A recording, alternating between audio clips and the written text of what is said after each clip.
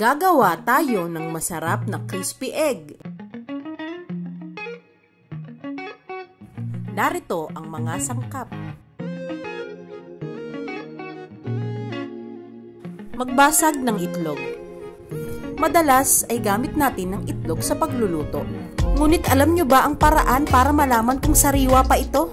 Sa pamamagitan ng float test? Simple lamang ang float test. Unang-una ay marahan nating ilalagay ang mga itlog sa isang bowl na may tubig. Kapag ang itlog ay lumubog, ito ay sariwa. Kung umakyat naman pataas o lumutang, ito ay luma na. Habang nagiging luma kasi ang itlog, ay nag-i-evaporate ang water content nito at napapalitan ng hangin. Maglagay ng seasoning powder, salt and pepper to taste. Mabuti pa ang itlog, nababasag kapag di na kaya. Ang puso mo, pilit pa rin kinakaya at lumalaban kahit ang sakit-sakit na. Wait lang natin na may tamang init na ang mantika. Prito na natin ang mga itlog. Ang itlog guys ay maraming benepisyo sa ating kalusugan.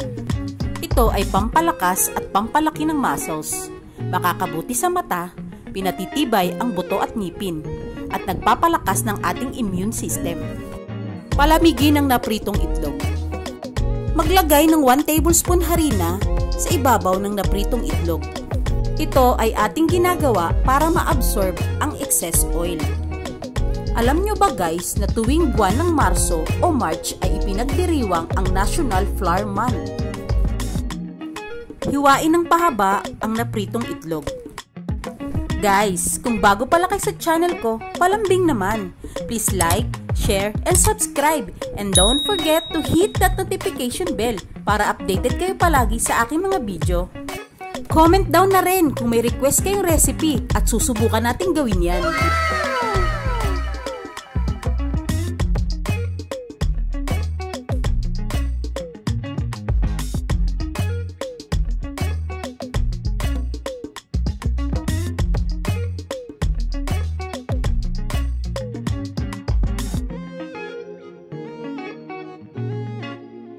Tuhugin ng barbecue stick ang mga nahiwang piniritong itlog.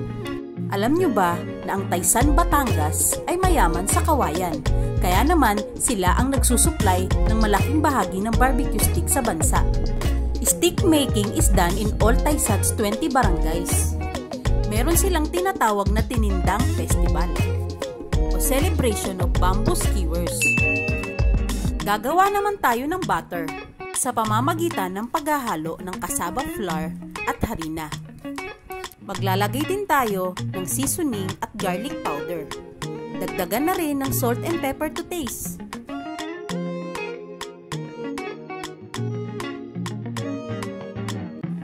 Ilagay na rin ang tubig. Isang basong tubig para sa takot ng umibig. Ang pag-ibig parang malinaw na tubig, lumalabo kapag maraming nakikisawsaw. Speaking of sawsaw, sawsaw na natin yung mga itlog sa butter.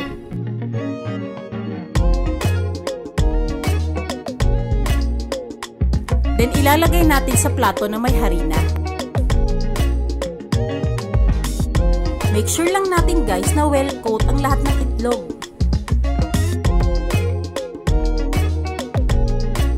Sa mainit na mantika ay ilulubog na natin ang mga natuhog na itlog.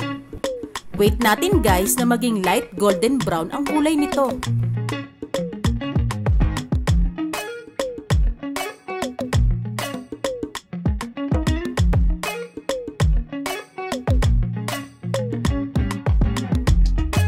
Gagawa naman tayo ng sawsawan. Maglagay ng tubig.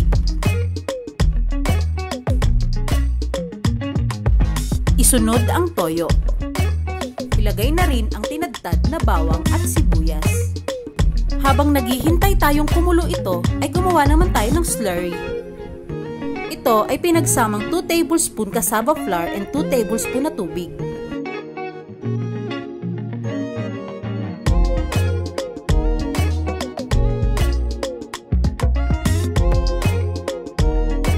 Ilagay ang asukal kapag ito ay kumulo na.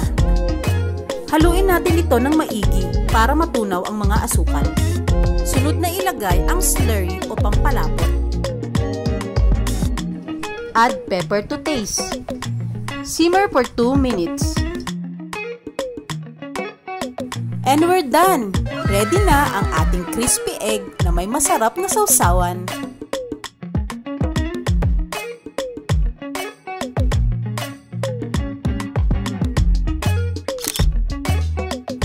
Hanggang sa muli!